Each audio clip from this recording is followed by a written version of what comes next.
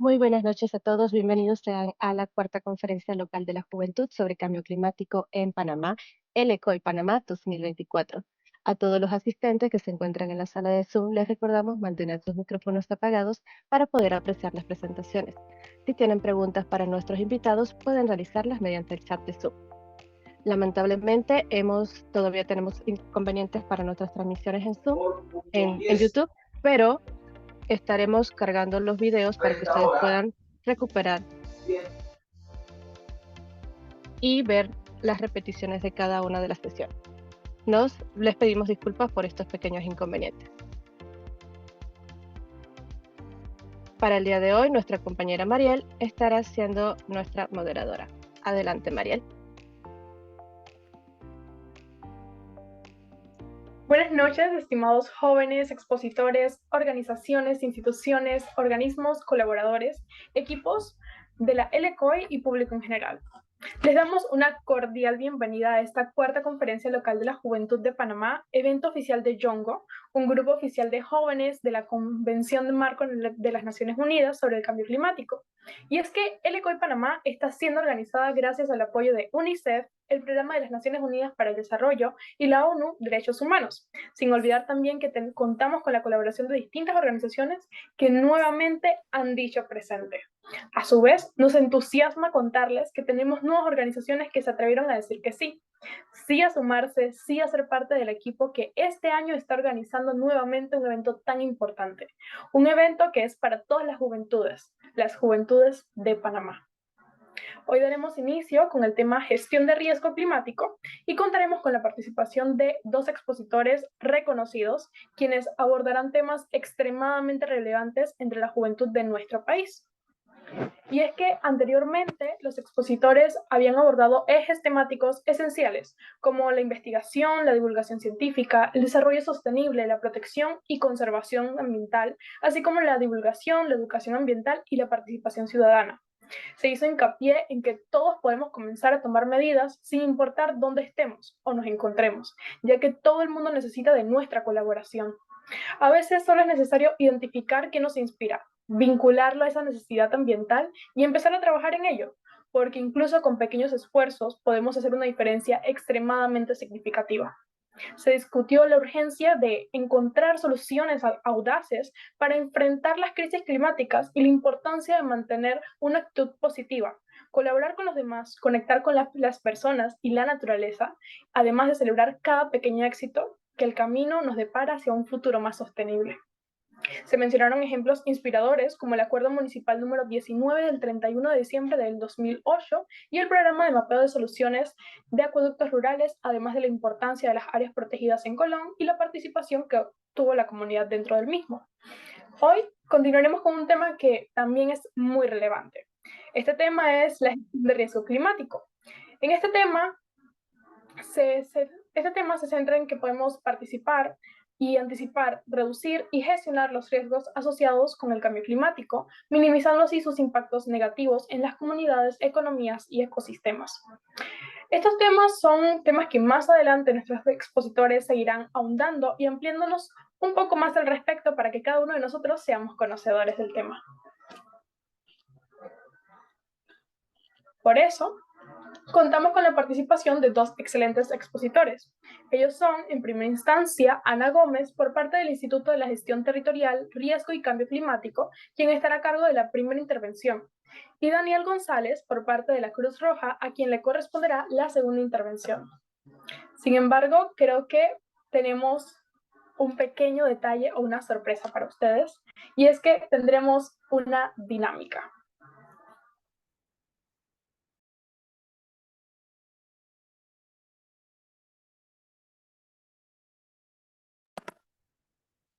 Vale, en sus pantallas les estará saliendo una serie de preguntas que pueden ir respondiendo.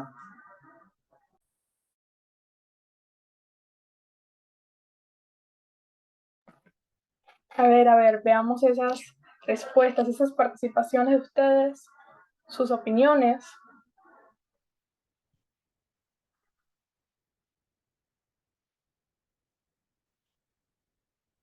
Ya nos han llegado 4 respuestas.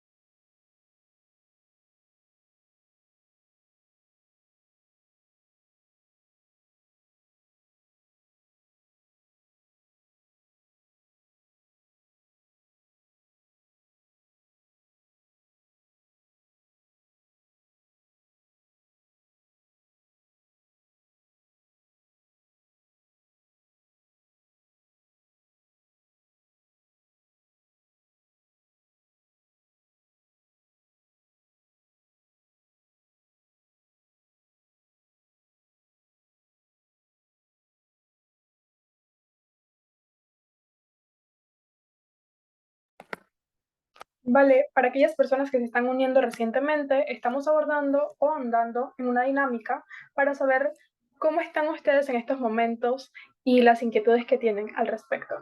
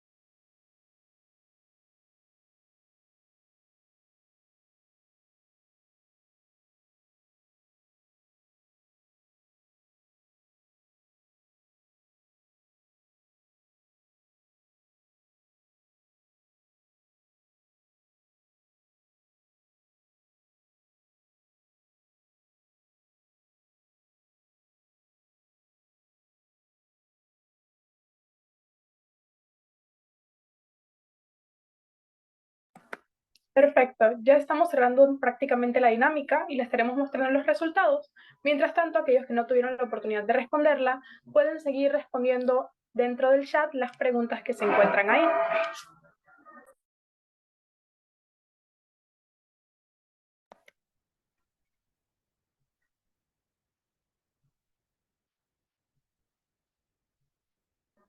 Vale, como podemos observar, algunos saben lo que vendría siendo el ECOI, otros no están seguros y algunos tampoco saben lo que vendría siendo.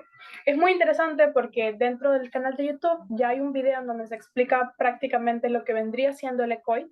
Me resultó muy interesante esa sesión y les aconsejo que la vean porque en verdad es algo que ahonda profundamente dentro del significado de esta organización y que al final termina siendo relevante para cada uno de nosotros, puesto que se busca accionar hacia el conocimiento y hacia la divulgación o propagación de las personas, para que entiendan prácticamente cuál es el significado de lo que nosotros podemos estar haciendo y en gran medida algunos ya lo están logrando. Entonces es muy, muy importante.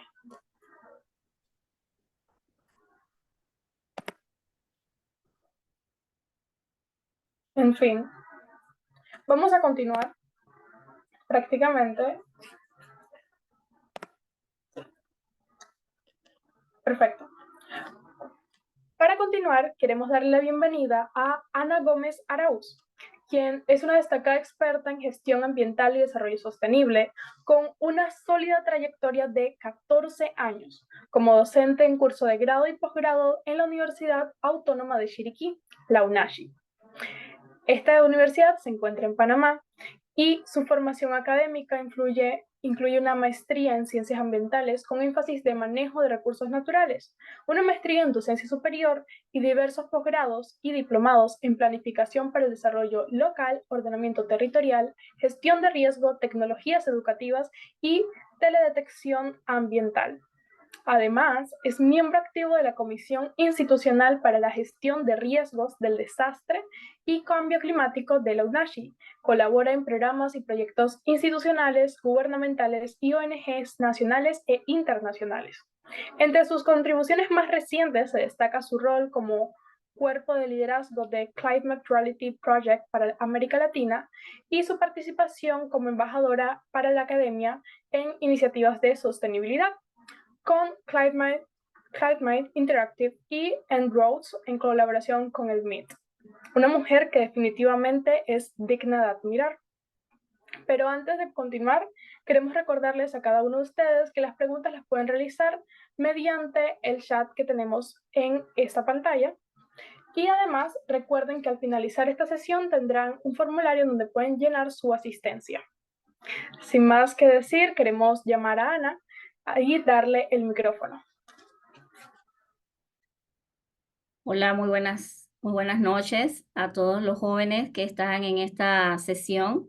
Muy agradecida personalmente con la organización que nos permite compartir con ustedes algunas de nuestras experiencias y que sobre todo enmarcan el trabajo con la juventud, ¿verdad? Voy a proceder a compartir mi pantalla y espero que todos ustedes quieran interactuar conmigo durante esta sesión. ¿Ok? Solamente me confirman si pueden ver la pantalla. Sí, se Y la... observa. Así es, ya la podemos ver. Perfecto, perfecto. Muy bien, entonces, gracias por la introducción. La verdad es que me identifiqué desde muy pequeña con la parte ambiental, ¿verdad? Mi papá era biólogo y mi mamá era agrónoma. Entonces me decidí quedar en el área intermedia, ¿verdad? De lo que era lo humano, ¿verdad? Cómo nosotros incidimos en ese ambiente. Por lo cual hoy, gracias a la atinada digamos, asignación de mi directora de instituto, la doctora Catalina Elvira Espinosa Vega, llego a ustedes a través de esta sesión. Y es interesante porque hemos participado en tantas capacitaciones, en tantos procesos formativos en la línea ambiental y en la línea social, ¿verdad? Y es la primera vez que podemos interactuar con el grupo de jóvenes que se forma para incidir en política pública climática. Es un honor estar acá. Yo voy a tratar de abordarles brevemente nuestra historia, ¿verdad? Que se enmarca en la gestión del territorio, riesgo y cambio climático. Y voy a acercarme a ustedes, ¿verdad? Porque no es una clase, ¿verdad? Es una sesión en donde quiero que interactuemos en cuáles son esas acciones que desde la academia, personas como yo y otros interesados, tratan de integrar no solo la temática ambiental, del clima, del riesgo, sino todas estas temáticas para que los jóvenes puedan participar, ¿verdad? Entonces, muchas gracias. Vamos a ver si entonces yo quisiera pues como hacer mi primera perspectiva con quién estoy hablando o quién me está escuchando más bien. Y me gustaría que ahí en el chat las compañeras que les pasé este link pudieran compartir con los chicos que están acá, ¿verdad? Pueden abrir una ventana y pueden escribir slido.com y copiar ese número para que vayan y puedan contestar la pregunta que ven allí. Si no, pueden leer el QR e inmediatamente interactuar. A mí me gustaría saber desde qué provincias ustedes están participando, ¿no? Un poquito para hacerme como bien ven, pues mi deformación es territorial, mi pensamiento es de mapeo, ¿verdad? Yo quiero mapear más o menos con quién estoy hablando y cómo podemos abordar el tema de gestión territorial, riesgo y cambio climático. No sé si alguien, ahí veo 3 personas, bueno, voy a darle enter para ver quiénes, me dicen quiénes están participando acá. Ajá, tengo 3, 14. Muy bien, ahí está. Entonces, resulta pues que las personas que en este momento están escuchando esta ponencia breve, principalmente se conectan desde Panamá, desde la ciudad capital, desde las inmediaciones, ¿verdad? Panamá Oeste, ya vemos ahí una compensación, algunas de Chiriquí, hay otras de Chiriquí, Y ahí vemos pues algunas dinámicas de la conexión, aquellos que están acá con nosotros compartiendo al momento. Ustedes pueden seguir escribiendo allí. Bueno, ya vemos Penonomé, Colón, Los Santos, Cusapín, comarca Nove Buglé. Muy bien. Y así vemos más o menos desde dónde podemos abordar el tema territorial. Muy bien. Bien, a ver, desde Bocas del Toro, ahí lo veo. Panamá Oeste, wow, tenemos más participación. Bueno, yo les hablo y me conecto desde una lluviosa Boquete, porque vivo en la ciudad de Boquete y trabajo en la ciudad de David. Así que bueno, gracias a todos por interactuar. Esta no va a ser la única pregunta, por ahí sigan interactuando. Muy bien, entonces bastantes personas de Panamá Oeste, Chiriquí, la ciudad, vimos ya a Los Santos, Veraguas. Un saludo cordial a todos. Seguimos. Como tengo poco tiempo y soy docente, a veces es complicado. Así que me voy a enfocar en esta presentación que les tengo, en el enfoque de investigación de nuestro instituto. Es un instituto nuevo, pero que viene trabajando desde hace muchos años con los enfoques que yo les voy a hablar acá, que les voy a mencionar, para que ustedes orienten su pensamiento desde este aporte modesto que podemos hacer desde nuestra universidad y nuestro instituto. Luego voy a hablar un poquito de la ciencia del cambio climático que probablemente ustedes han abordado en estas preparaciones que tienen, en estos enfoques de capacidades, y si no, podemos reforzar. Luego voy a hablar de algunas acciones prioritarias para mitigar y adaptarnos, que pues eso, ¿quién nos los dice? ¿Qué es lo que hay que hacer? Pues ahí vamos a discutirlo brevemente. Luego voy a hablarles un poquito de algunos programas y proyectos con fotos, ¿verdad? No les voy a dar los detalles así metodológicos, sistemáticos, pero sí en qué nos estamos enfocando en el TERIC UNACHI, que es nuestro instituto, ¿verdad? ¿Qué es el TERIC? Todo eso lo vamos a abordar y luego vamos a hacer una pequeña reflexión, ojalá que todos juntos y que me alcance el tiempo. Muy bien, un primer enfoque para nosotros que resalta y es significativo es el enfoque de puntos de inflexión de los sistemas, ¿verdad? Nosotros estamos viviendo en un entorno que no está aislado, ¿verdad? Está interconectado. Y para nosotros, el enfoque socioecológico, ¿verdad? Que lo pueden ver aquí en unos círculos concéntricos, está relacionado con un sistema natural que dentro de él se desarrolla un sistema social y dentro de ese sistema social entonces surgen procesos de sistematización de políticas y, por ejemplo, la economía, ¿no? Entonces, el sistema económico no está por encima ni está por afuera del sistema natural, por ejemplo. O el sistema social no está por afuera ni está no se extrae, ¿verdad? No se puede sustraer del sistema natural, ¿verdad? Dicho de otra manera, podemos entender que se puede ver el sistema planetario desde los límites, ¿verdad? Desde sus límites. Y esto lo han podido estudiar aquellos que están relacionados con el tema o los que ahora quieren participar, porque la historia ambiental nos dice que han habido muchos análisis, mucha reflexión. Por ejemplo, en el caso climático, desde Eunice Newton Foote, que era una estudiosa, ¿verdad? En 1800, que descubre el mecanismo de calentamiento del CO2, pues ella no puede publicar su investigación porque era mujer, por ejemplo, en los 1800, ¿no? Entonces ya vamos viendo cómo nos relacionamos la sociedad con la ciencia, ¿verdad? La ciencia es el producto de esta búsqueda sistemática de la verdad. Y en estos sistemas hemos descubierto, ¿verdad?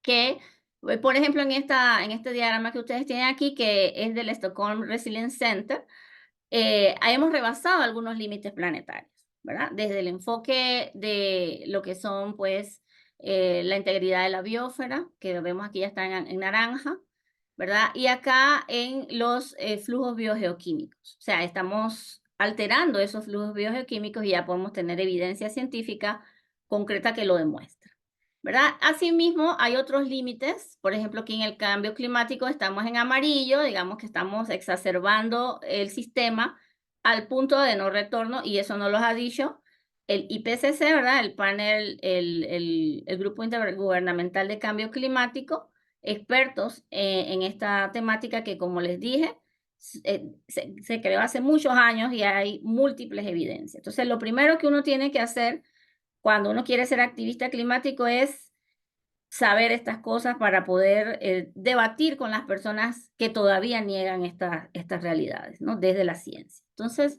puntos de inflexión es una buena manera de hacerlo. Vamos a ver entonces rápidamente lo que hemos construido en nuestro instituto. Entonces, una pequeña variación de estas interacciones podemos notarlas en la superficie terrestre. Nosotros creemos que ese sistema es la superficie terrestre, pero bueno, mucho más compleja, o sea, es el territorio con todas sus características, ¿verdad? Subsuperficial, subterránea, la parte geológica, esta se engloba en un sistema físico, ¿verdad?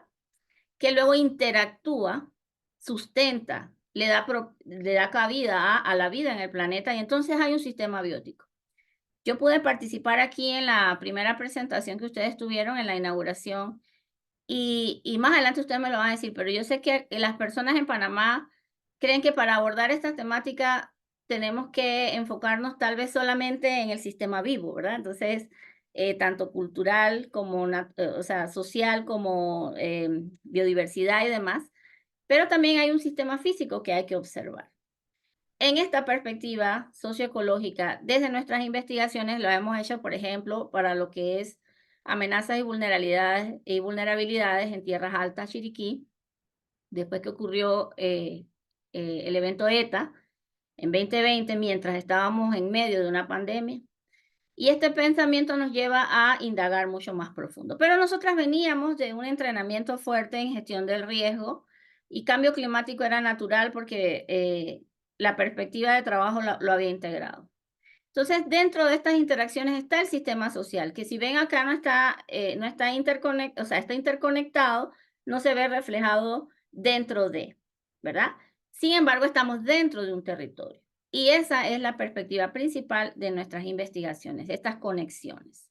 Muy bien, ¿por qué? Porque resulta que nos gusta utilizar un término que afloró a mediados de los 80, en otros momentos, incluso hoy por hoy se encuentra en la literatura científica. En esta mañana que estuvimos en una capacitación internacional con científicos renombrados de la NASA, que nos dan unos instrumentos para poder hacer nuestros monitoreos, todavía se escucha el término y es desastre natural, ¿no? Por ahí vamos a hablar del tema, ¿no? Por ahí tal vez el otro compañero quiera o pueda abordarlo. Yo lo voy a decir desde nuestra perspectiva. Y es que nosotros podemos entonces estar hablando del riesgo desde el enfoque de sus componentes, ¿verdad? El riesgo es la interacción entre varios componentes. Una amenaza, ¿verdad? La amenaza que está afuera es externa al sistema. Esa amenaza puede ser un fenómeno de origen natural. Entonces, podemos decir que si hay, no sé, una erupción volcánica y hay una comunidad que desaparece, es un desastre de origen natural. ¿Ok? Pero el flujo, el movimiento, el vulcanismo es natural. Es un flujo, es un proceso, es una dinámica natural. Por ende, es un fenómeno. O resulta que también hay fenómenos antrópicos, aquellos que generan los humanos, ¿no? Nuestras actividades. Por ejemplo, y hoy, a propósito del tema, es el cambio climático, ¿no? El cambio climático antropogénico, que es el que estamos tratando de mitigar y adaptarnos, ¿verdad? Entonces, estas son amenazas, son externas, sin embargo, son antrópicas otras actividades, por ejemplo, una explosión, ¿verdad? Y esas son de origen humano, ¿verdad? Nosotros también podemos propiciar esos fenómenos. Recientemente hablábamos de sismicidad en Chiriquí, estaba muy activo el tema, estábamos activos, ¿no? Siempre. Y resulta que ustedes saben que existe una actividad que se llama fracking, y resulta que el fracking, que es inyectar materiales, ¿verdad? A las capas profundas o extraer, etcétera, también puede generar microsismicidad.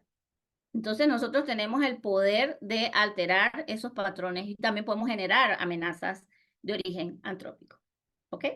Por cuanto los desastres no pueden decirse que son naturales. Por otra parte, la vulnerabilidad es un asunto intrínseco, es interno, es la condición del sistema desde adentro. Y habla de esas capacidades que tiene la entidad, de esas condiciones subyacentes, susceptibilidades que tengo yo para afrontar y resistir un impacto, ¿verdad? El de una amenaza. O sea, ok, hablé de la erupción volcánica, hizo erupción, yo vivo cerca, seguí las medidas de evacuación y resulta que no alcanzó el lugar de mi propiedad y posteriormente a una serie de procesos yo puedo regresar a mi propiedad y a colaborar para que se restituya el sitio, por ejemplo, ¿no?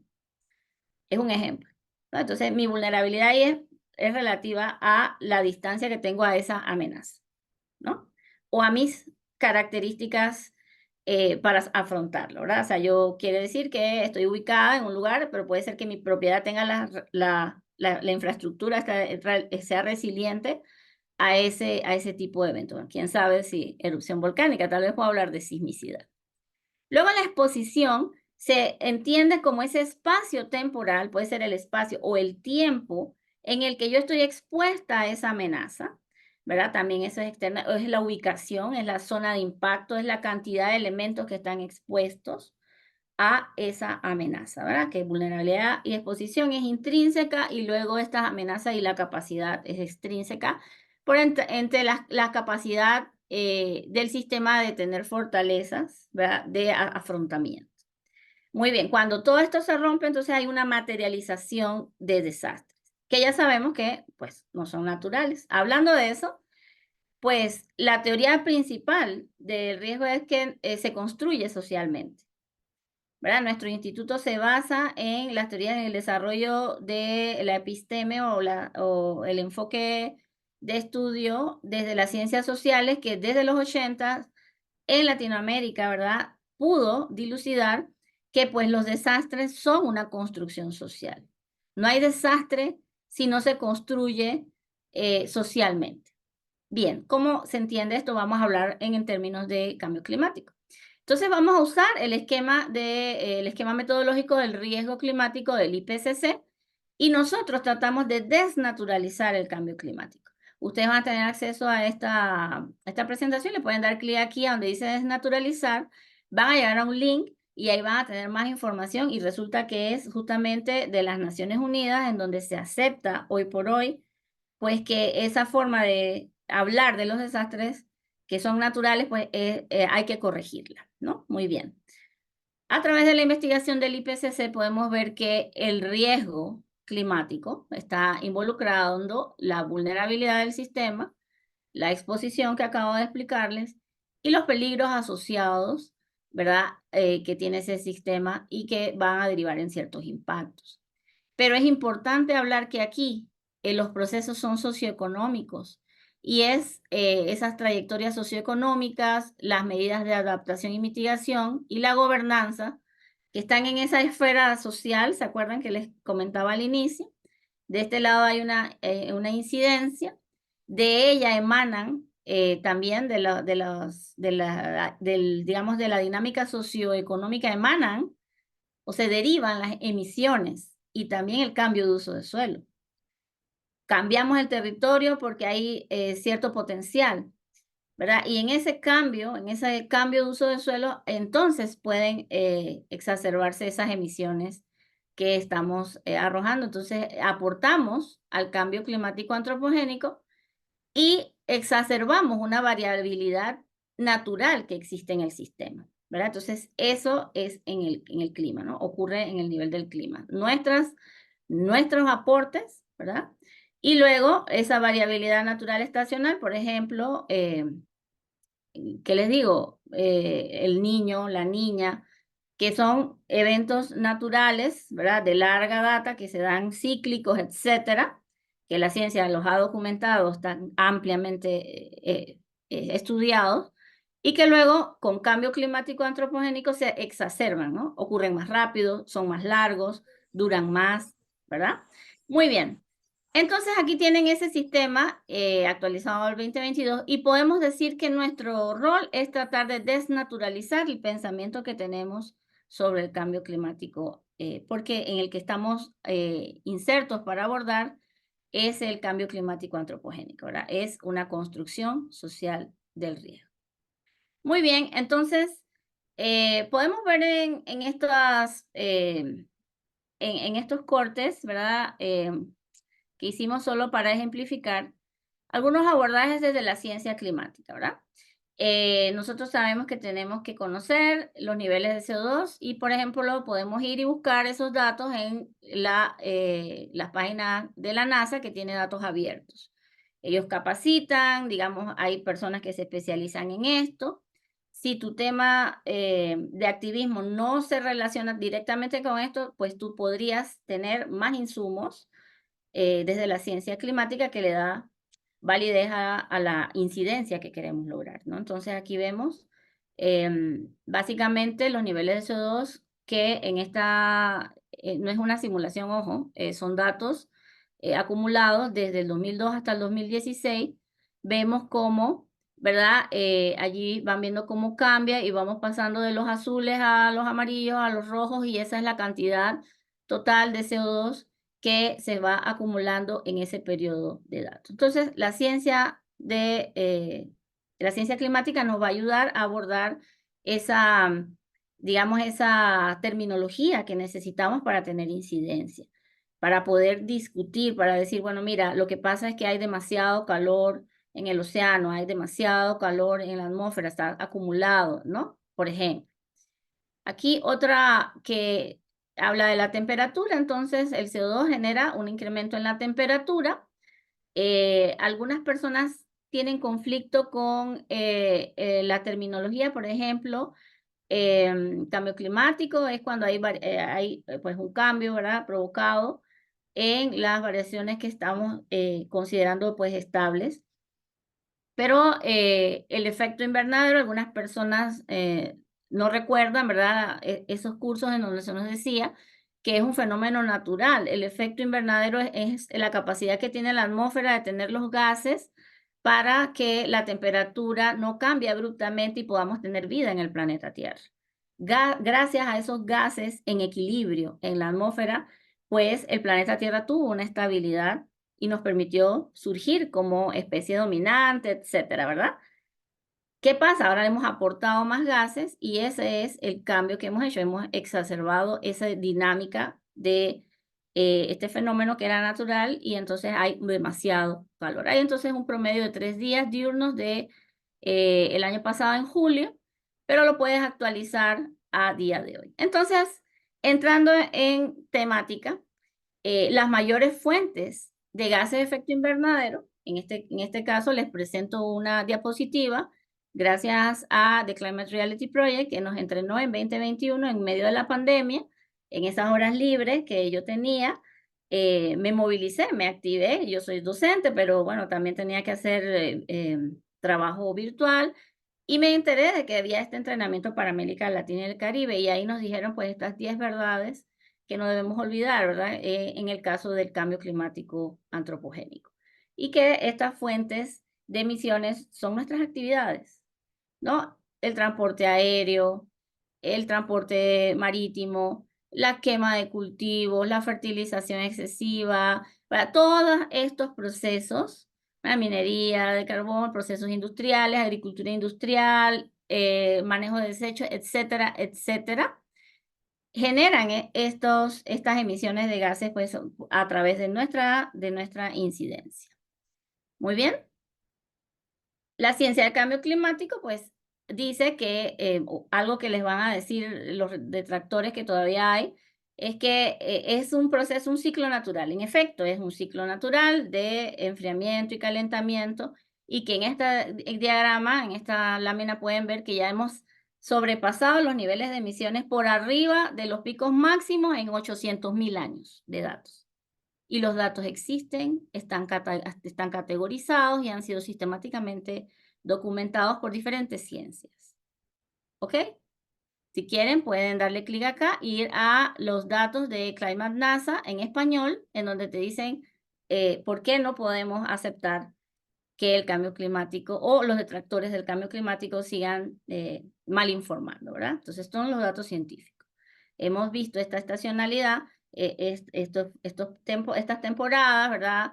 ciclo de Milankovitch, otras técnicas, otros análisis científicos, y hoy por hoy la cantidad de partes por millón de CO2 sobrepasan los picos de estos periodos en 800.000 años, ¿no? Por ejemplo. Muy bien, más rápido, ya con Climate Interactive, que es otra herramienta, otra dinámica que hemos tenido la oportunidad de entrenar en el marco de nuestro trabajo como docente, como activista ambiental y en el instituto, se nos ha dado la libertad de trabajar en él, pues hablamos de cuáles son esos impactos del incremento de la temperatura a raíz de estas emisiones, o sea, del cambio climático. Entonces, ustedes saben que hay ciertos modelos y demás. Entonces, aquí yo me concreto en decirles que con un incremento de 4 grados de calentamiento, ¿verdad? Por favor, lean el Acuerdo de París y demás, son herramientas para poder tener esa verdadera incidencia. Pues te dicen qué cosas se van a poder observar. Y uno de los efectos que a nosotros como país, ¿verdad? Del cambio climático, ¿verdad? Es grave, es este asunto de la elevación en metros sobre el nivel del mar, ¿verdad?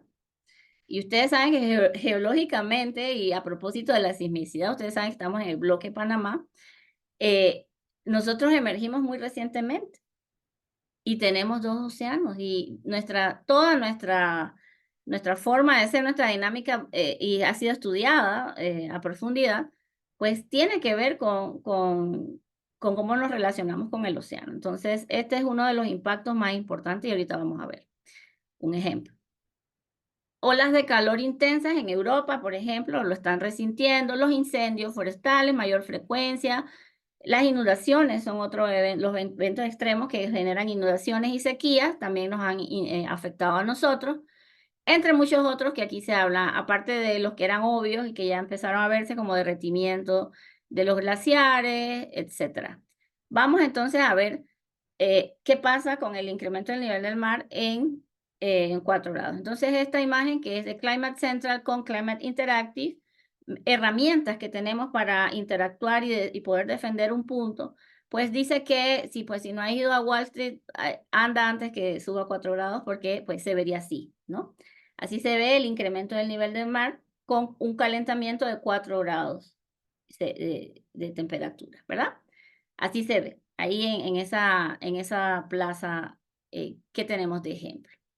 Pero no hay que ir tan lejos y no hay que proyectar tanto. Si bien aquí tú le puedes dar clic aquí a Climate Central, ¿verdad? Te da un parámetro de cuál es la cantidad de terreno que se podría perder con X incremento de temperatura, ¿verdad? Y con el incremento de nivel del mar. Y estos son talleres que nosotros hacemos con nuestros estudiantes, por ejemplo, para que ellos tengan elementos sustantivos de la parte de gestión territorial y en la parte de planificación, porque al final eso es lo que hay que incentivar. Y un caso muy importante que lo han visto en las noticias y demás, es que hace años, gracias a la acción de muchos de sus patrocinadores, ¿verdad?, de Naciones Unidas, se conocía el impacto que iba a tener esto del incremento del nivel del mar en Gunayala. Y ya pasaron muchos años, se planificó una acción, y es precisamente una gestión preventiva, es anticipatoria, reduce pérdidas y daños. Y es que, pues, a propósito de muchos estudios y análisis detallados, pues entonces se reubica una población que está en peligro por incremento del nivel del mar, ¿no? Se reubican. Por otro lado, acá en nuestro ámbito, nosotras aquí les ponemos 2 fotos del impacto recurrente que tienen estas variaciones, este calor excesivo, con la incidencia de ciertos fenómenos extremos, por ejemplo, algunos huracanes que ni siquiera nos llegan directamente, sino que de manera indirecta generan pérdidas y daños, y pérdidas catastróficas, ¿no?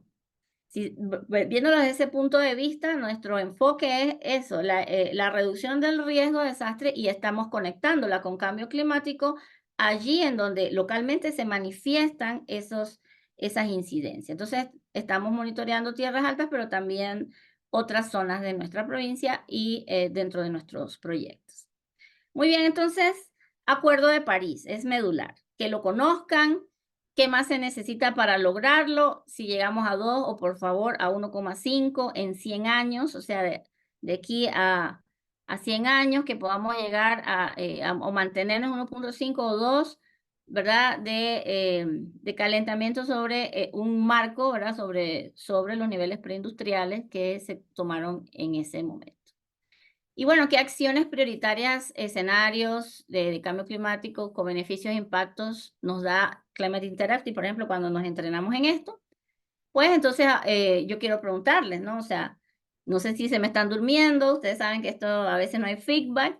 Y ahora les voy a pedir, por favor, que ahí mismo, en la misma herramienta interactiva, me coloquen qué acciones prioritarias creen ustedes o se necesitan para reducir estas emisiones y alcanzar el Acuerdo de París, ¿verdad? Que es una negociación, resulta que es un acuerdo vinculante, quiere decir que es obligatorio, Panamá lo firmó, Panamá tiene un avance significativo.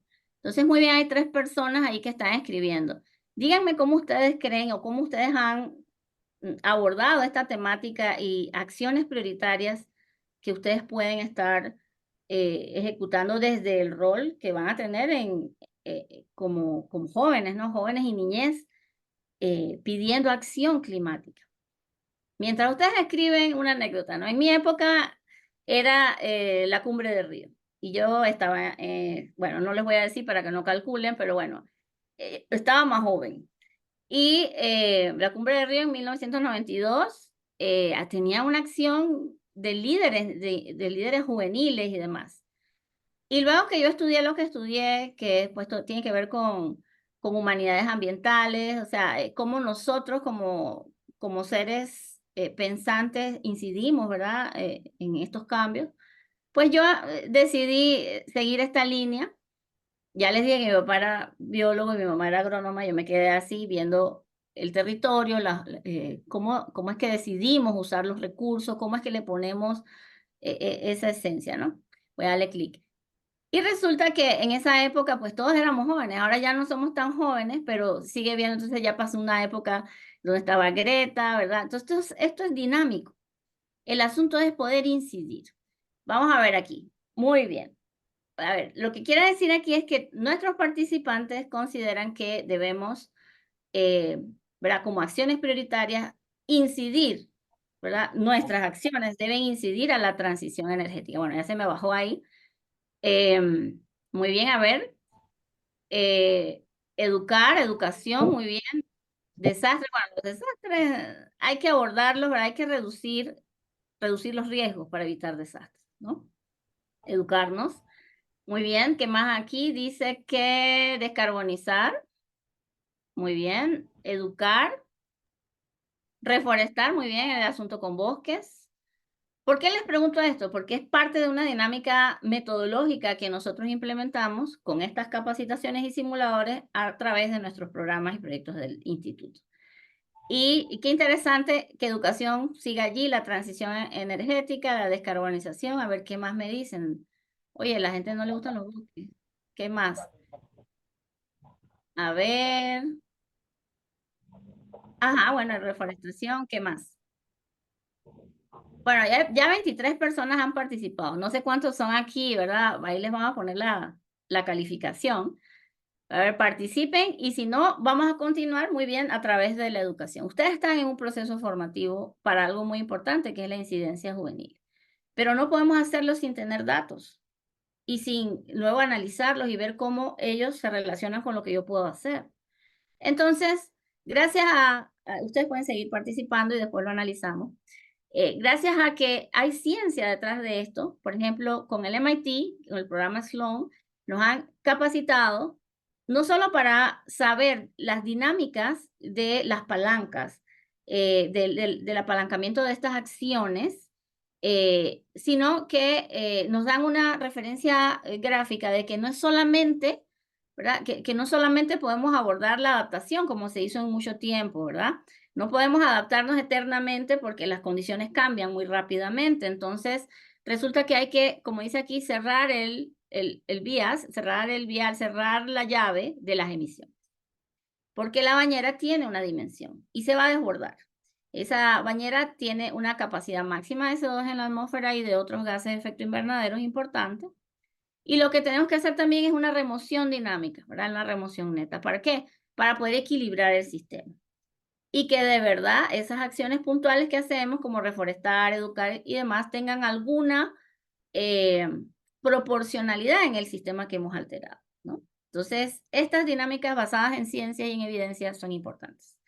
Yo les puedo decir que a través de todas estas capacidades que hemos hecho en nuestro tiempo, como investigadores, como docentes, como padres, madres, o sea, con todo nuestro ser, ¿verdad? Con nuestra automotivación, nuestra motivación intrínseca, como se dice en educación participativa, nos damos cuenta de que a veces no podemos abordar todos estos parámetros desde nuestra educación. Entonces, lo primordial es seguir educándose. Eso se los dejo allí porque, por ejemplo, desde el instituto podemos abordar varias carreras, pero desde mi carrera yo refuerzo esto en la línea que tiene que reforzarse en mis estudiantes de gestión ambiental y recursos naturales, ¿no? Pero otras dinámicas educativas tienen que darse para que todos podamos tener esta que ya ustedes saben es un derecho, ¿verdad? El derecho a la educación, el ODS 4, ¿verdad? Que es educación para toda la vida. Y eso es una dinámica de sistemas, como hemos aprendido aquí con Enroll, que nos involucra a nosotros. Nosotros debemos mover las palancas, no los profesores, no los maestros. Yo no puedo, como le digo a mis estudiantes, yo no puedo aceptarte que me digas que, ay, es que a mí el profesor de química no me enseñó la dinámica de los flujos. Y, o sea, ya estamos en un mundo en donde hay oportunidades de seguir educándose como ustedes están aquí. Así que estos son los sectores. Suministro de energía, tienen razón. Hay que trabajar en ese sistema con las energías renovables, que ya está demostrado que son más económicas, etcétera. El transporte, no solo es eficiencia, sino electrificación. Ya veo acá a la compañera y creo que me estoy pasando de tiempo. Entonces, estos co-beneficios que ustedes tienen que abordar y seguir estudiando. Tierra y emisiones industriales. Todo lo que es desechos jóvenes allá en Ciudad Capital. Todo esto genera metano. Tenemos que reducir estas cantidades de desechos, ¿verdad? Muy bien, porque queremos abordar un tema, ¿verdad? Y esta fuente es de un instituto de investigación argentino con los que nos capacitamos en español en En-ROADS, y resulta que hay co-beneficios de la acción climática. Ustedes pueden estar abordando temas de agua y alimentos cuando están implementando medidas de mitigación y adaptación. Y viceversa, creo que lo van a ver con soluciones basadas en la naturaleza mañana, ¿verdad? Trabajo y bienestar, la dinámica de salud y seguridad, y todo esto tiene conexión. Finalmente, con mucho gusto les puedo orientar una simulación de este tipo. Ya estamos certificados, pero aquí hay algunas de esta investigación, algunas ideas de qué acciones son prioritarias desde la persona, ¿verdad? Desde lo privado y personal, aprender, que hemos dicho hoy que es justamente lo que están haciendo. Aprender, vincularse con centros e institutos que sean amplios o desde sus líneas de trabajo, ¿verdad? Caminar hacia ese conocimiento, esas causalidades, esas cuestiones que podemos abordar desde nuestros espacios. Luego, en redes sociales podemos apoyar, persuadir, ustedes lo van a estar haciendo, pero no podemos llegar a ser persuasivos si no tenemos ningún dato, ninguna información, ¿verdad? O podemos tal vez equivocarnos, ¿no? Puede pasar. Es parte de la dinámica del aprendizaje. Trabajar en organizaciones, en lo público y en lo cultural, ¿verdad? Por otra parte, quería ya abordar desde nuestro instituto. Nuestro instituto tiene ya 2 años. Hemos hecho muchas actividades, tanto individuales como grupales. Nuestra lideresa es la doctora Catalina Espinosa y ella es especialista en gestión del riesgo. Yo me fui con ella a entrenarme hace algunos años y resulta que la vinculación con cambio climático y con el espacio territorial nos ha llevado a este abordaje. Pudimos entrenarnos a nivel internacional, ¿verdad? Con estos programas que tienen que ver con simuladores, con participación, para reforzar lo que estábamos haciendo como académicos, ¿verdad? Que a veces eso nos hace falta. Estamos en gestión y análisis de datos abiertos de la NASA y de ESA, en entrenamiento permanente y en algunas aplicaciones locales. Y bueno, estamos con este proyecto Climar, por favor le dan clic y lo buscan, porque es el proyecto que nos vincula como investigadores, incidiendo directamente en el sector turismo, en la transición hacia el turismo sostenible y que pueda ver cuáles son sus emisiones, cuáles son sus impactos en el cambio o sus aportes en cambio climático y luego cuáles son sus medidas de adaptación y mitigación. A nivel local, el Ministerio de Ambiente ha sido con el que yo he estado trabajando, que ha sido un líder, sobre todo en el área de cambio climático, talleres sobre cuencas, sobre género y cambio climático, a nivel local, no solo virtuales, cuando se hacían programas locales acá de incidencia, sino a nivel presencial, cuando volvimos a las aulas. Estamos con el entorno RTH y ahora recientemente pues con nuestro instituto seguimos haciendo incidencia. Incidencia, por ejemplo, en el tema que les va a hablar el compañero a continuación, pues como académicos hemos aportado en este y en procesos previos para lograr que las políticas de planificación y las políticas públicas inserten estos temas, porque a veces nos quedamos con lo que hacemos individualmente, pero hay que hacer incidencia local, necesitamos tener impacto, mayor impacto, ¿verdad? Y eso lo podemos demandar nosotros como sociedad, como ciudadanos, y la academia ha jugado un papel importante, allí la doctora Catalina y muchas personas de nuestra institución, acá recibiendo a la ingeniera Sila Boya, que es nuestro enlace acá en la provincia para todo lo que es cambio climático, aquí hablando sobre género y cambio climático a nivel de aulas. Tenemos un programa de gestores ambientales para resiliencia climática, que es un proyecto educativo, aunque ustedes no crean, y allí vamos reforzando experiencias, por ejemplo aquí que fuimos a ver los impactos en una playa, viendo microplásticos, los estudiantes hicieron algunas actividades y luego recibieron capacitación de otras ONGs que trabajan, por ejemplo, con tortugas. Entonces, encontramos un montón de microplásticos al lado donde tienen las tortugas y las tortugas deben llegar allí, hay infraestructura, ustedes se podrán imaginar, ¿no? Todo un laboratorio y escenarios locales. También el taller regional con Mi Ambiente, vean la diversidad de estudiantes que tenemos y son nuestros jóvenes, ¿verdad? Los que están activos en este instituto, en nuestras carreras y participando desde sus propios grupos y con sus fortalezas, ¿verdad? Hemos estado en videollamadas sobre mitigación y adaptación a nivel institucional y el instituto trabaja junto con la Comisión de Riesgo, que fue primero, y incidimos, ¿verdad?, en la política institucional. Nuestra universidad tiene una política de gestión de riesgo y cambio climático y nuestras planificaciones nos acompañan acá. Ustedes ven, tenemos otros procesos locales, ahora tenemos acuerdos, por ejemplo, con USAID, con el Instituto de Geociencias, ahora con la sismicidad, estamos haciendo algunas simulaciones, muchos talleres con las autoridades locales, ¿verdad? O sea, todo lo que ocurre en el territorio visto desde el enfoque de los subsistemas que hoy les he conversado. Entonces, esto es este año, esto es, digamos que ayer no les pude contestar porque estábamos en medio de todos estos procesos. Aquí recientemente tuvimos nuestro tercer seminario internacional de la Red de Estudios e Investigadores sobre el Territorio, es un proyecto internacional que acogimos en nuestra universidad, múltiples investigaciones que justamente era de jóvenes en diferentes niveles educativos, hablando desde México hasta Argentina, y nosotros formamos parte de allí. Ahí está nuestra nueva decana, en el medio, nuestra doctora líder, la doctora Catalina, está mi persona, y los invitados especiales y los jóvenes allí en dinámica. Hace un par de semanas definitivamente ya estoy es terminando. algo impresionante. ¿Ya Déjeme terminamos? decirle que sí, lastimosamente el tiempo ya se acabó, pero Claro. cabe destacar que todas las investigaciones y proyectos que ustedes están resaltando en nuestro país es algo alucinante. En lo personal me interesan mucho los microplásticos. Hace un par de años generé un proyecto con unos amigos dentro de la provincia de Los Santos y creo que lo que ustedes hacen es vital, en verdad. Así que nos queda más que agradecerle por esta presentación. No sé si puede dejar algún contacto o algo por si alguien quiere contactarse y adquirir mayor información. Claro, sobre todo el mensaje que les dejo con este proyecto que es de enforcement o de investigación en el turismo es que ustedes van a poder ser parte de este año de inscribirse para lo que es el proyecto piloto y es con fondos de la Unión Europea. Estamos trabajando con ellos para todo lo que es cambio climático y turismo. Así que si hay alguien del sector, pueden contactarse con ustedes y nosotros. Y bueno, la participación, miren, de toda la comunidad, nuestros estudiantes, y ahí tienen mi contacto, ustedes disculpen, pero es un proceso de construcción y esperamos poder seguir aportando a esta importante labor. Saludos.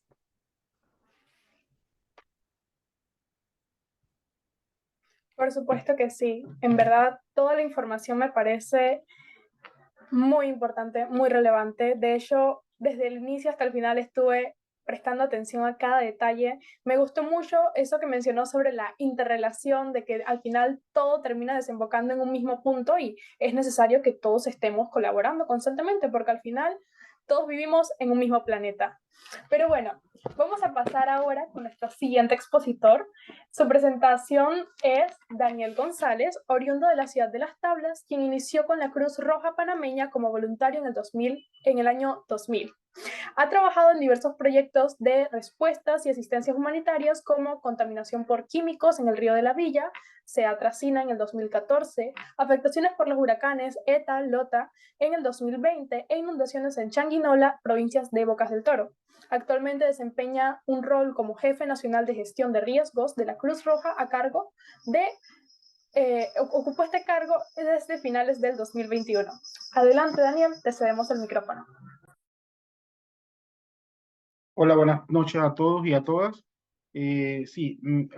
Mi presentación va a estar basada sobre la gestión de riesgo, estrategias comunitarias para la atención a desastres y la participación juvenil.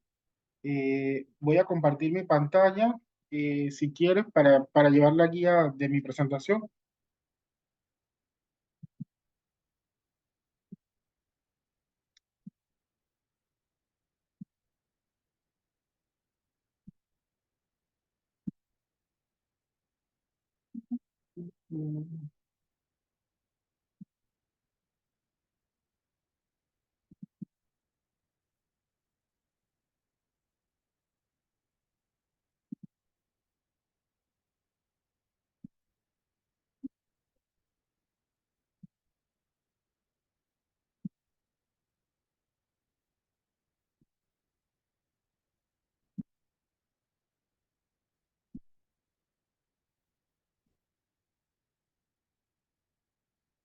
No sé si logran ver mi Listo. pantalla.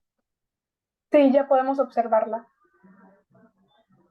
Bueno, como les decía, voy a hablar sobre la gestión de riesgo y estrategias comunitarias para la prevención de desastres y la participación juvenil. Primeramente, quisiera hablarles un poco sobre la percepción de los desastres. Una de las cosas muy interesantes es que en nuestro país la percepción de desastres es muy baja. La gente considera que hay una baja exposición a los desastres y a los impactos naturales, y esta percepción se deriva en gran medida del hecho a que los desastres generalmente no nos afectan en gran medida o son percibidos como eventos cotidianos y de muy pequeña escala. En este sentido, por ejemplo, el tema de la percepción de desastres en Panamá, nosotros en la década del 80, 90, cuando tuvimos algunos eventos, la gente no los percibía como grandes desastres o los percibía como eventos muy cotidianos del ambiente, y que estos no lograban una afectación a gran escala a nivel del país. Luego también se ha reducido este impacto y esto ha contribuido a crear una cultura de poca preparación comunitaria y también ha influenciado también a que el país no se incluyan algunas amenazas que son existentes en el país dentro de la perspectiva del riesgo o dentro de los modelos de desarrollo. Por eso vemos también que hay situaciones donde se construye en lugares que son considerados de alta vulnerabilidad o en lugares donde hay fragilidad del medio ambiente, creando puntos que son zonas de riesgo o altamente vulnerables. Y de ahí también se deriva lo que hablaba la expositora anterior, de que los desastres en realidad no son, a pesar de que son por amenazas naturales, los desastres no son naturales, sino que vienen de una construcción social donde nosotros, los seres humanos, construimos sobre lugares que son altamente vulnerables y creamos un nivel de exposición a esa vulnerabilidad.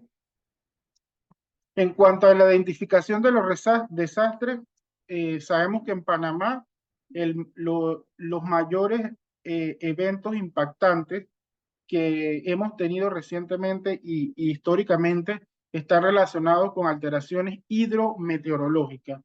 donde hay un régimen de precipitaciones muy intensas en lapsos de tiempos muy cortos y que, aunado a problemas como la degradación de los ecosistemas, las frágiles zonas de territorio, la utilización desordenada, la poca capacidad regulatoria tanto a nivel estatal como a nivel de los ecosistemas, aumenta la intensidad de un desastre. Y esto ocasiona que en los últimos años nosotros hayamos tenido eventos precipitantes, por ejemplo, como ETA y OTA, que han tenido una gran afectación a nivel nacional. Entonces, cuando nosotros se trabaja en la identificación de riesgo, por ejemplo, tanto a nivel comunitario, la gente le cuesta identificar cuáles son esos fenómenos que los afectan y que llevan a ocasionar alguna crisis, alguna emergencia o alguna situación de riesgo a nivel de la comunidad.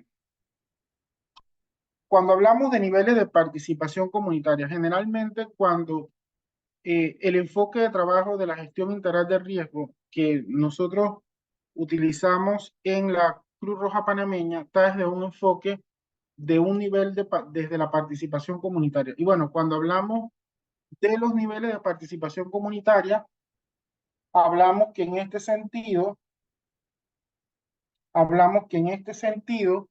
eh, la mayor participación de la comunidad se da a través de la gobernanza comunitaria y que básicamente está asociada a la tradición organizativa de las comunidades, cuyas decisiones importantes se toman a través de las asambleas de las comunidades. Por ejemplo, cuando se hacen foros, cuando se hacen algunos estudios, por ejemplo, de riesgo y análisis de riesgo, la primera herramienta de participación comunitaria que tenemos es la base comunitaria a través de la gobernanza comunitaria. Luego viene la gestión de los gobiernos locales que contribuyen a resguardar la seguridad de las poblaciones que están involucradas en estas comunidades y que contribuyen a trabajar junto con la comunidad para reducir los riesgos a desastres.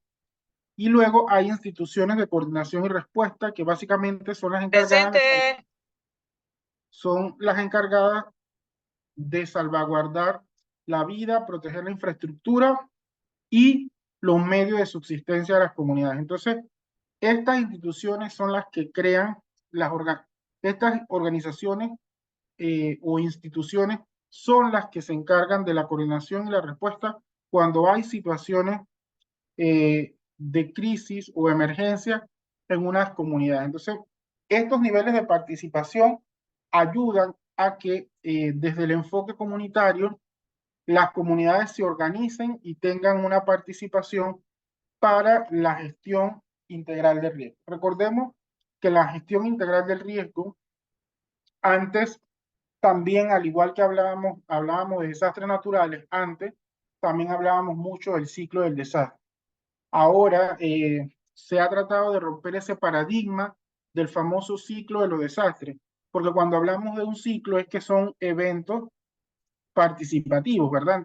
Perdón, son eventos repetitivos. Entonces, cuando hablamos de que estos eventos son repetitivos, entonces nunca vamos a romper el ciclo. Entonces, generalmente se hablan de acciones de gestión integral del riesgo a desastre, que son acciones que, por ejemplo, acciones a nivel de acción anticipada. También hablamos de preparativos de preparativos, hablamos de reducción de riesgo a desastre, hablamos propiamente de la respuesta y también hablamos de la recuperación temprana. Entonces, todos estos procesos tienen que estar alineados con la participación comunitaria para la reducción para la gestión integral de riesgo en un determinado momento a nivel de que se pueda construir la resiliencia comunitaria.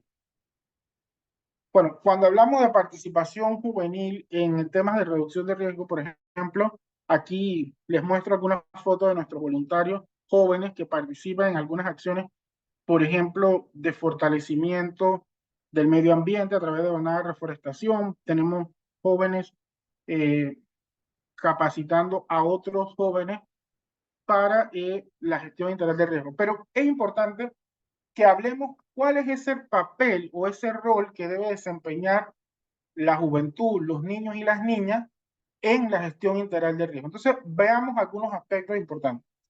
Es importante mencionar que los niños y las niñas y jóvenes forman un grupo altamente vulnerable en temas físicos y emocionales cuando ocurre un evento adverso, ocurre un desastre. Entonces es importante tomar esto en consideración.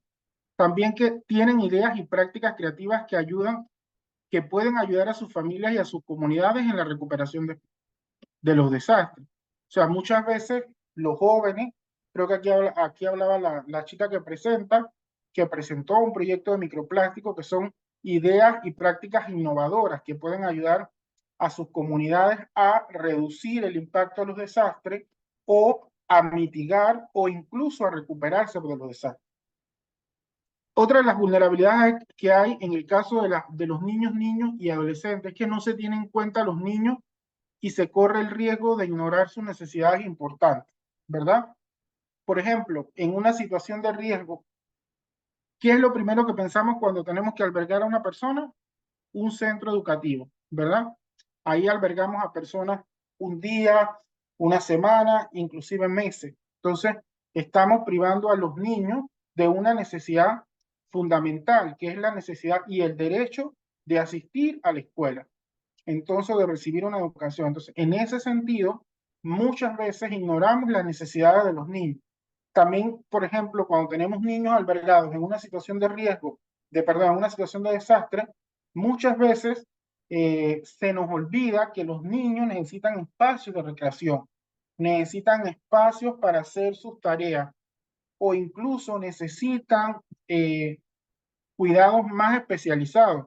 Por ejemplo, el acompañamiento de sus padres, porque muchas veces en estos lugares donde hay un albergue, adultos se aprovechan de los niños y tenemos actos donde hay violaciones y todo lo demás. Entonces, en este sentido, es importante que cuando haya una situación de desastre, nosotros también consideremos que hay que tomar las necesidades de los niños, de las niñas y los adolescentes como importantes. Como también le decía, los desastres afectan su crecimiento y su desarrollo personal. Y lo afectan, por ejemplo, en el tema de desarrollo personal, como lo hemos hablado anteriormente, el tema de la educación. Una escuela es convertida en un albergue, estamos truncando el derecho a asistir a la escuela del desarrollo personal del niño.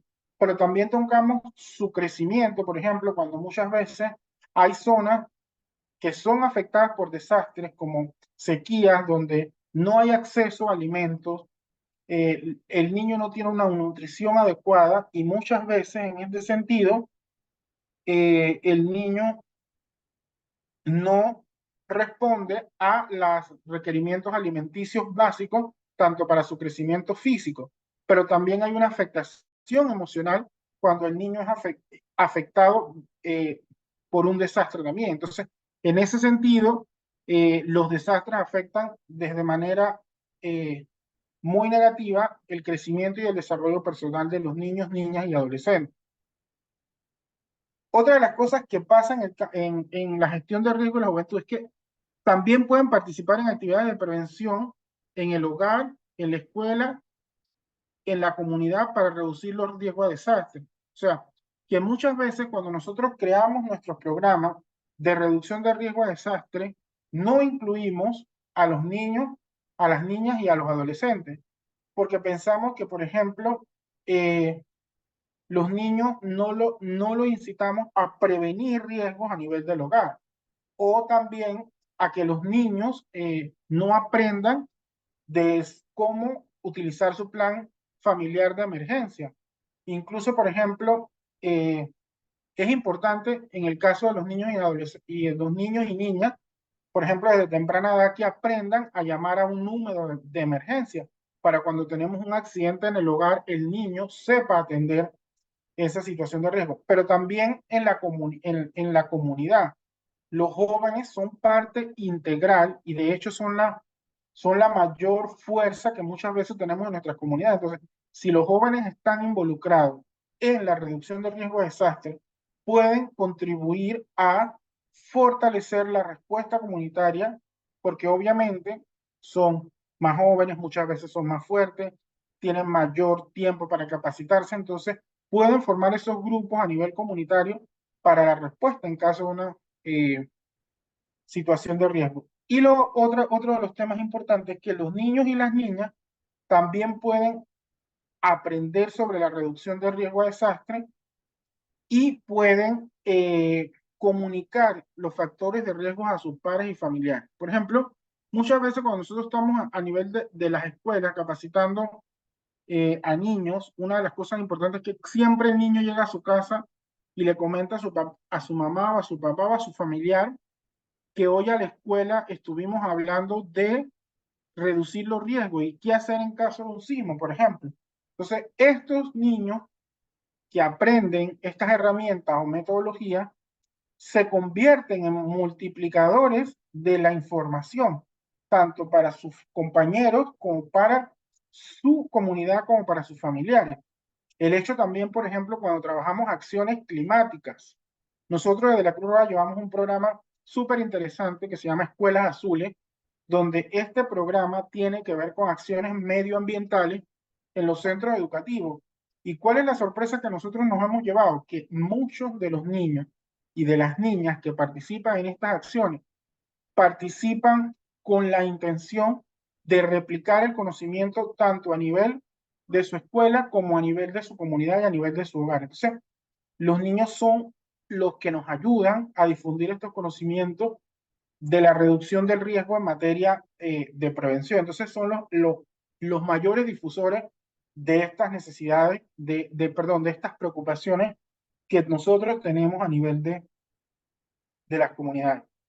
Otra de las cosas que nosotros debemos tener en cuenta es la escalera de participación de los niños y los jóvenes en las actividades de gestión de riesgo. Y bueno, esta escalera tiene ocho peldaños y empiezo del peldaño número 1 de abajo hacia arriba, que como deberíamos subir una escalera, y el primer grado de participación de niños y jóvenes es la participación manipulada. Entonces, en este sentido, por ejemplo, las organizaciones, instituciones y demás, decimos que, bueno, tenemos participación de los niños, las niñas y los adolescentes.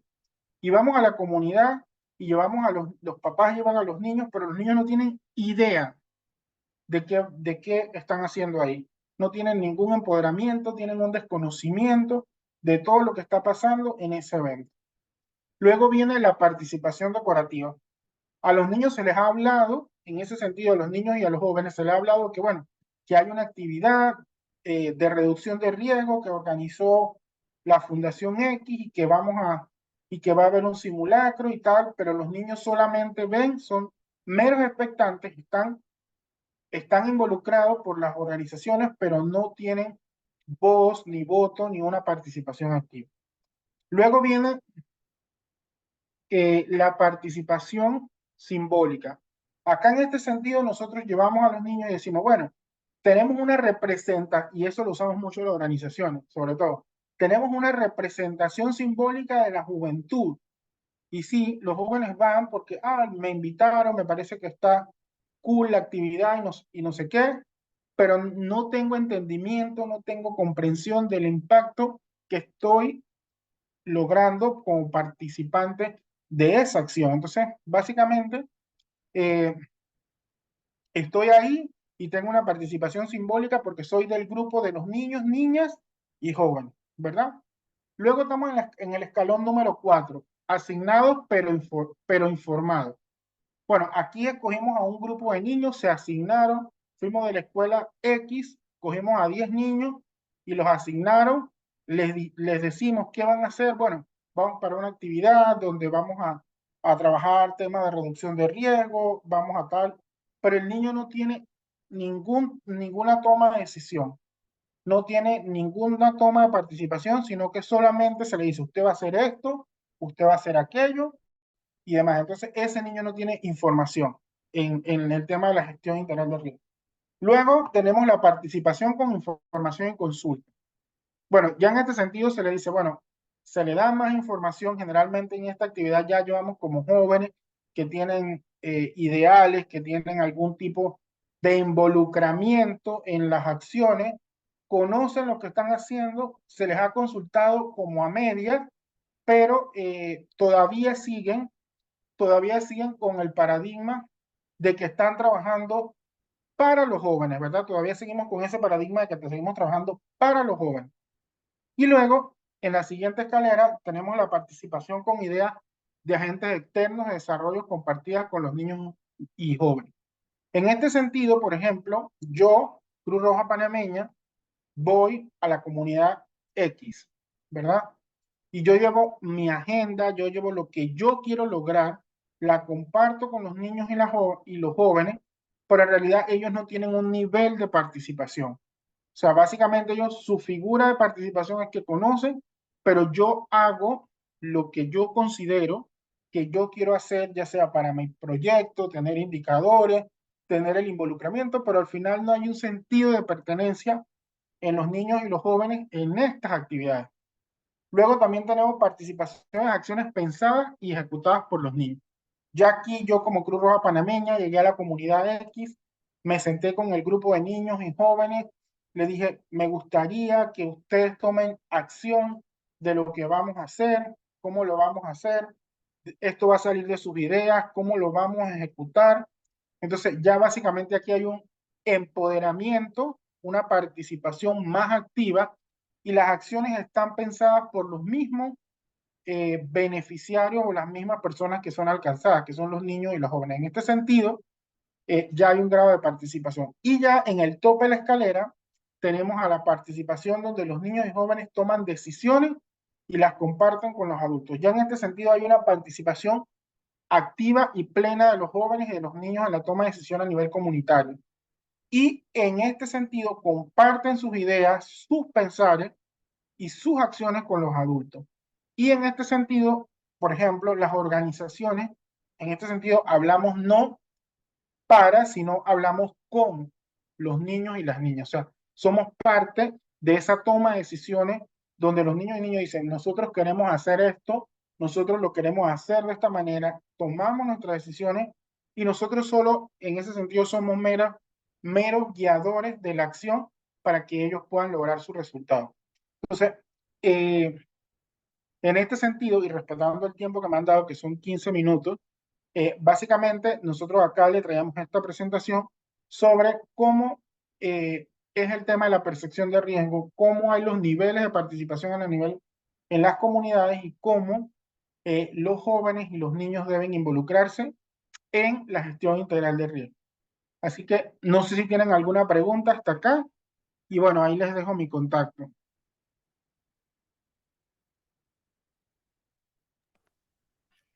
Definitivamente creo que nos llevamos 2 exposiciones de alta relevancia, pero pues, como ya se les mencionaba, pueden dejar sus preguntas por acá, por el chat, para irlas contestando. Pueden ser dirigidas a cualquiera de los 2 expositores que se han presentado el día de hoy. Y mientras tanto, mientras generan algunas preguntas, les doy un dato curioso. Y es que hoy cuando me desperté, que estaba leyendo un poco sobre la vida de los expositores, me di cuenta de que había uno en particular que proviene de la misma región de donde yo soy, de Las Tablas. Y un hecho que me marcó mucho es algo que mencionaba anteriormente y fue que sucedió en el 2014. Se vivió una situación insólita cuando el río de la Villa, la principal fuente de agua potable no solamente para la provincia de Herrera, sino también de Los Santos, fue contaminada con atracina. Durante estos días, las noticias solamente reportaban los altos niveles de herbicida que superaban prácticamente hasta 40 veces los límites permitidos por la OMS, y que lo más importante para mí era que apenas tenía 8 años, cuando me tocó observar cómo en lugar de abrir los grifos, las personas, miles de ellas, tuvieron que hacer filas para recibir aguas por carros cisternas, mientras que otros preocupados empezaron a prácticamente almacenar agua de la lluvia en recipientes improvisados. Entonces, esta particularidad parecía ya una rutina que en vez de tomar un vaso de agua, se convirtió en toda una odisea que dejó una profunda lección para todos y cada uno de nosotros, y era la importancia de cuidar nuestras fuentes hídricas. Y bueno, por acá veo que dejaron algunas preguntas. Dice Rigoberto, la pregunta va dirigida hacia Daniel.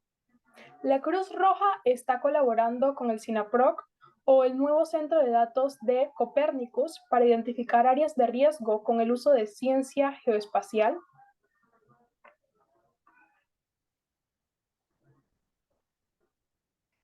Hola, respondiendo a su pregunta, nosotros como Cruz Roja Panameña y en ese rol auxiliar que tenemos de ayudar a las autoridades locales o de apoyar a las autoridades locales, nosotros sí trabajamos de cerca con el SINAPRO. No nos hemos involucrado todavía con el Centro Copérnicus, pero sería interesante poder lograrlo para poder tener este acercamiento y conocer los mapas sobre zonas vulnerables en el país. Bien, por acá Jennifer nos consulta cómo puede realizar voluntariados como los que mencionó hace un momento. Eh, claro, es muy interesante la pregunta. Nosotros, la Cruz Roja Panameña tiene 23 comités a nivel nacional. Casi en todas las provincias hay hay una oficina o un comité local de la Cruz Roja Panameña y puede acercarse a uno de ellos y ahí, desde ahí puede hacer su voluntariado y trabajar en acciones que nosotros realizamos desde la juventud para reducir los efectos de los desastres en nuestro país. Perfecto, y ya nos quedamos con estas últimas dos preguntas que vendrían siendo, ¿cuáles son los principales desafíos que enfrenta la Cruz Roja en su labor humanitaria hoy en día y cómo están abordándolos? Y la otra pregunta vendría siendo, ¿por qué no hemos logrado incluir la gestión de riesgo en los planes de estudios? Todas las universidades ofrecen una clase de ecología, la ley aborda ambos temas. Bueno, creo que esta pregunta va dirigida, puede ser a cualquiera de los dos expositores, pero ustedes decidirán.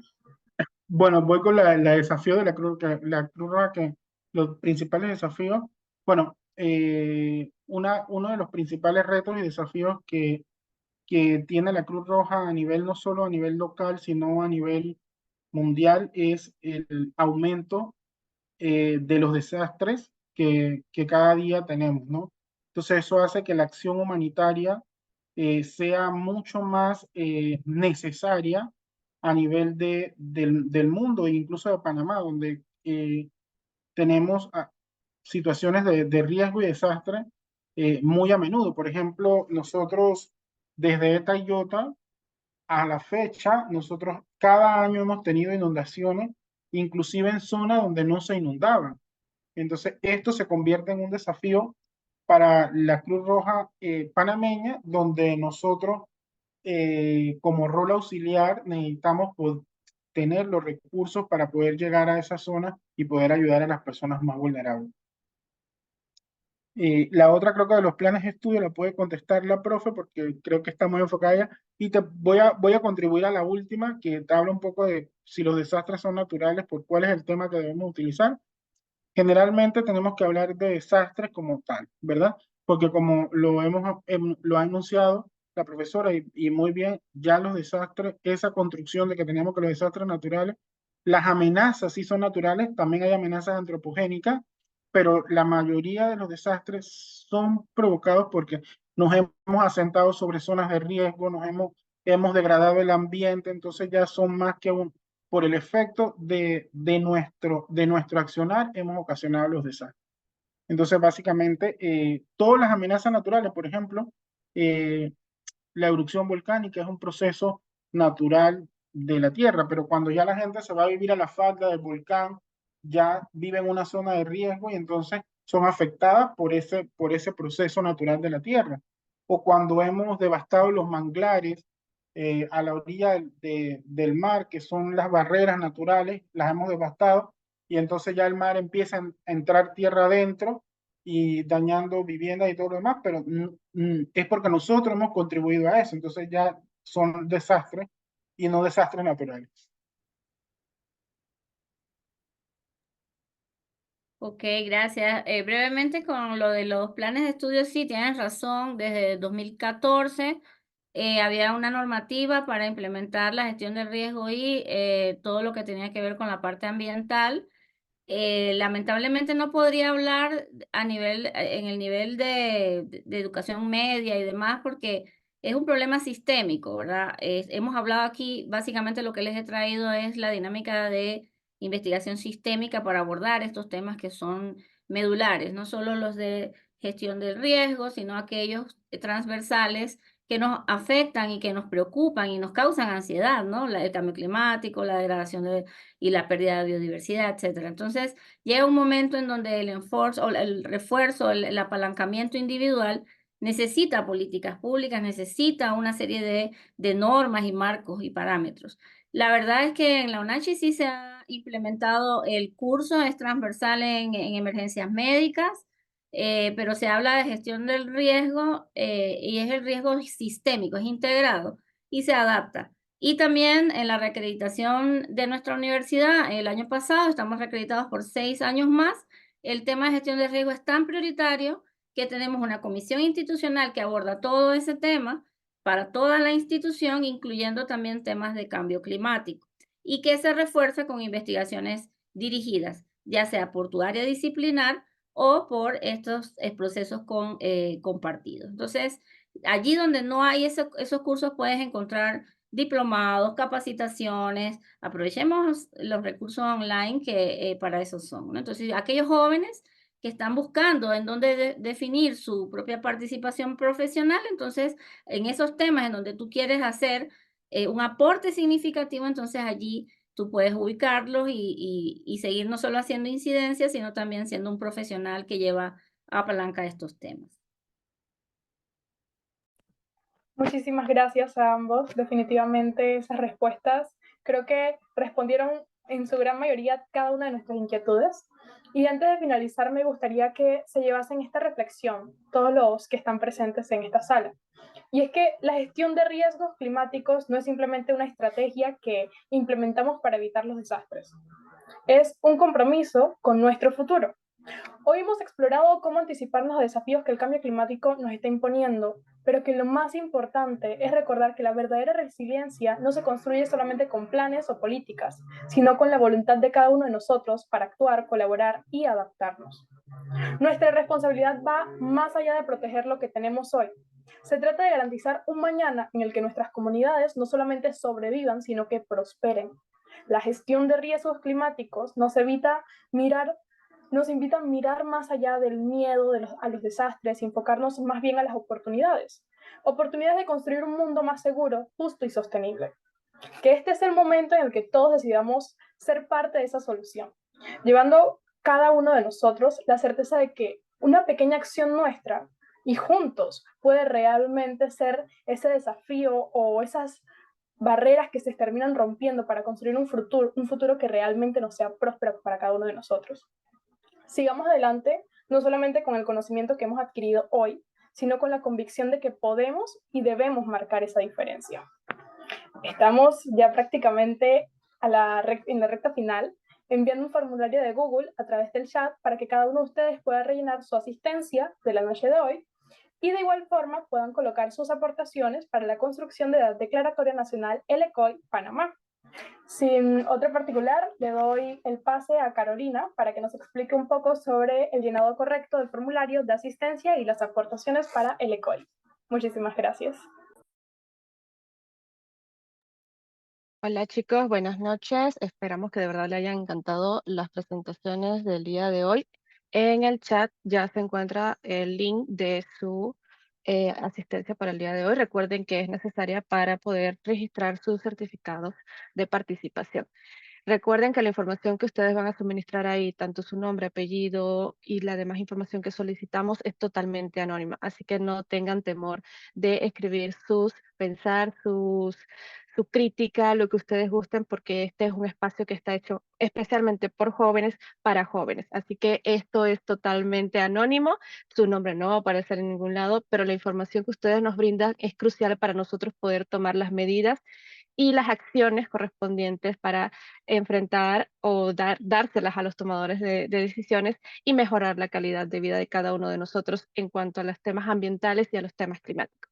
Entonces, chicos, de verdad no tengan temor en escribir sus críticas, sus mensajes, especialmente porque tenemos dos preguntas, dos secciones que son una para los tomadores de decisiones o los políticos y la otra es para las empresas contaminantes. Entonces, si tienen alguna duda o algo, escríbanlo ahí. Nosotros también vamos a procesar toda esa información para entonces colocarla en el informe final. Ese informe final será entregado a los tomadores de decisiones, a los políticos y también va a ser enviado al informe global.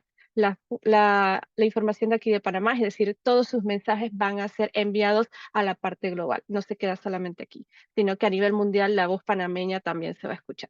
Entonces, chicos, recuerden llenarlo y no se me vayan, que recuerden que viene la foto. Así que vayan preparando. Vamos a darle unos minutitos ahí para que estén llenando la información. Y preparamos todo entonces para la foto.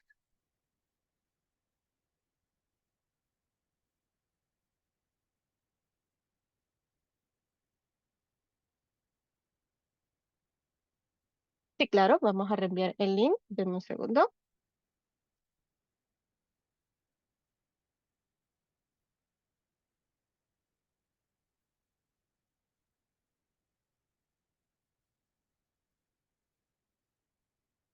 Si alguien ha tenido problemas con el link de ayer o con el link de hoy, nos los pueden escribir a nuestro Instagram y vamos a estarle ayudando para que puedan completar su información.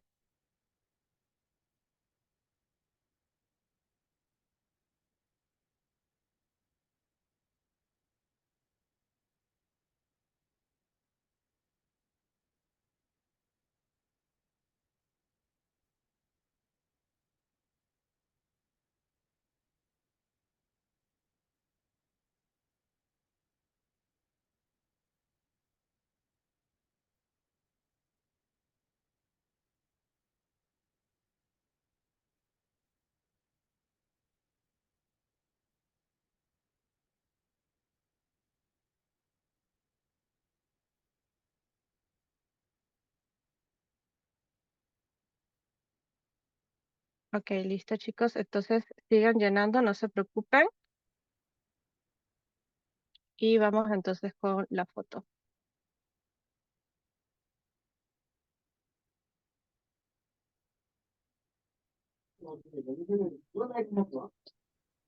Ok. Vamos preparando las cámaras.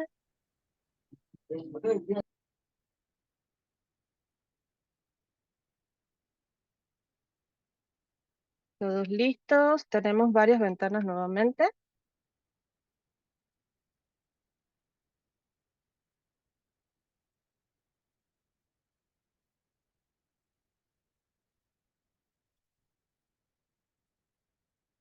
Ok, chicos.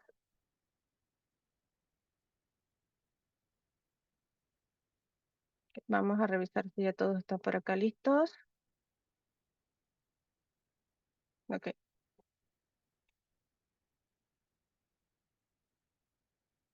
Vamos con la primera. 1, 2, 3. Sonrisas.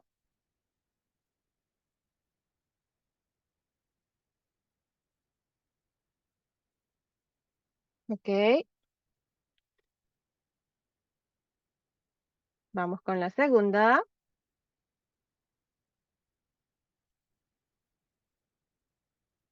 1, 2, 3. Sonrisas.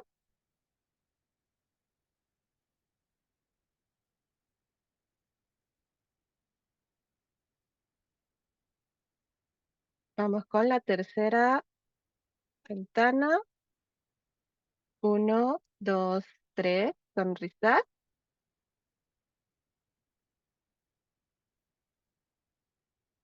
Y vamos con el video final entonces, chicos. ¿Preparados? 1, 2, 3. Todos a saludar.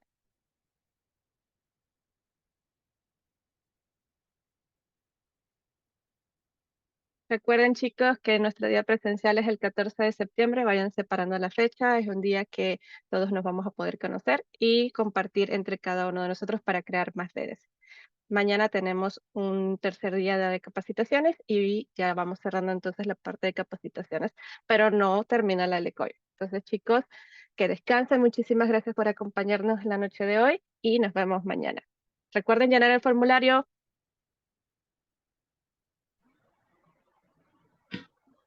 Hasta luego. Muchas gracias, profe.